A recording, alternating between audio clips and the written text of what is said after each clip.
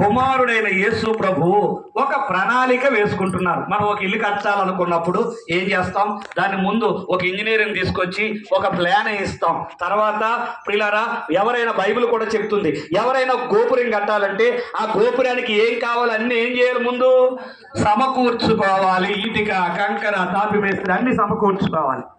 ఇప్పుడు దేవుడు కూడా సృష్టి అంతటిని చేసి ప్రియులారా, ఆ సృష్టిలో జంతువులను, పశుపక్షాదులను అన్ని చేసి ప్రియులారా మనిషిని కూడా చేశాడు. ఎలా చేశాడో ఒక ప్రణాళిక మనము చదువుదాం. ఆదికాండము 1వ అధ్యాయము 26, 27 వచనాలు మనం చదువుదాం. చదివే ముందు దేవుడు మనిషిని చేశాడు కానీ మరణం కొరకు చేయలేదని గమనించాలి. దేవుడు మనిషిని ప్రియులారా ఈ లోకంలో బ్రతకడం కొరకు చేశాడు.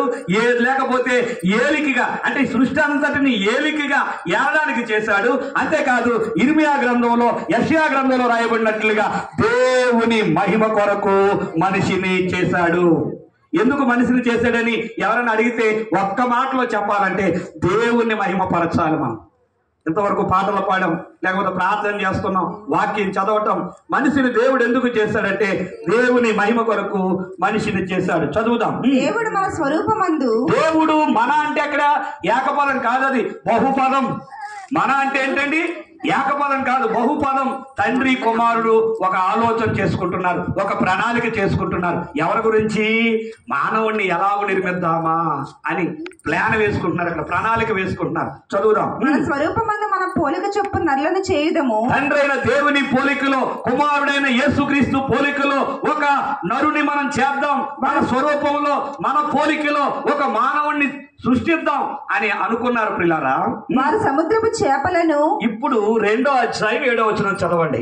అంత కిందకి చదువుకుంటూ పోతే అర్థం మారిపోతుంది. దేవుడైన యెహోవా, 2వ అధ్యాయం 7వ వచనం. దేవుడైన యెహోవా నేల మట్టితో నన్ను నిర్మించి, దేవుడైన యెహోవా నేల మంటితో నరుని నియమించి, వారి నాసికారంధ్రములలో జీవవాయువు దేవుడు అక్కడ ఆ 27, 26లో ప్రణాళిక ఆలోచన చేసుకున్నారు. తండ్రి అయిన దేవుడు, కుమారుడైన యేసుక్రీస్తు ఏమని?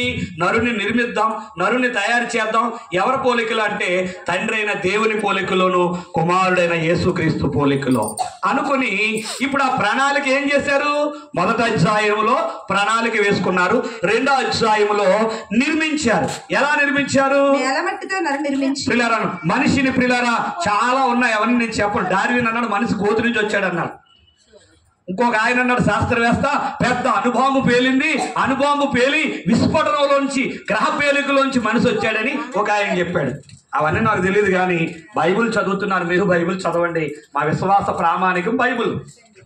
కాబట్టి విశ్వాసం ఏమని చెప్తుందంటే, బైబిల్ ఏమని చెప్తుందంటే పిల్లరా, మనిషిని దేవుడు నేల మంటితో నిర్మించి. అంటే ఎవరు? పుడినా పరమ కుమ్మరివాడైనా ఆ కుమ్మరివాడు ఈ మంటికి ఏం చేశాడు? ఇప్పుడు ముద్దగా చేసి ఆకారం లేని మనిషికి ఆకారం తెచ్చి ప్రియులారా దేవుడు మనిషిని ప్రియులారా ఒక తండ్రి అయిన దేవుని పోలికలో, రూపులో ప్రతిమగా చేశాడు. ప్రతిమగా ఒక రూపంగా చేశాడు. చేసి ప్రియులారా ఆ ప్రతిమను మళ్ళీ ప్రతిష్ఠించాడు.